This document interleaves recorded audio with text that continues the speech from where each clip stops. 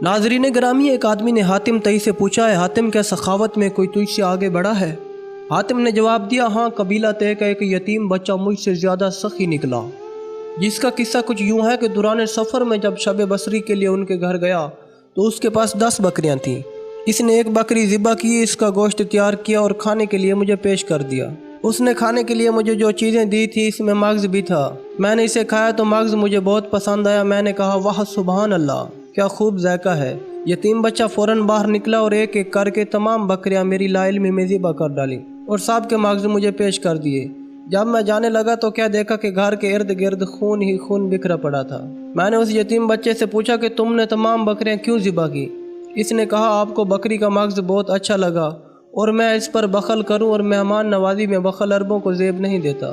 मैंने हातिम से पूछा कि तूने उसके बदले उस यतीम बच्चे को क्या दिया? हातिम ने कहा, मैंने उस यतीम बच्चे को 300 सुर्ख ऊँटनियाँ और 500 बकरियाँ तोहफे में दी। मैंने कहा, हातिम फिर तो तुम सबसे ज़्यादा सखी हो। हातिम ने कहा, नहीं, वो मुझसे ज़्यादा सखी है क्योंकि इसने अपना सब कुछ लुटाकर सखावत की, जबकि मैंने अपने बहुत से माल से थोड़ा सा खर्च करके सखावत की। नाज़रीन मोहतरम, अगर आप किसी ज़रूरतमंद की मदद करते हैं तो इसकी ये हरगिज़ ज़रूरत नहीं कि आप दौलतमंद हो।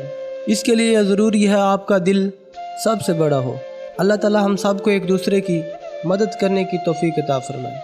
इसी तरह की इंटरेस्टिंग वीडियो सबसे पहले देखने के लिए हमारे चैनल को सब्सक्राइब करें और इस वीडियो को दोस्तों के साथ शेयर ज़रूर करें। अल्लाह ताला आप सबका हामी और नासिर हो।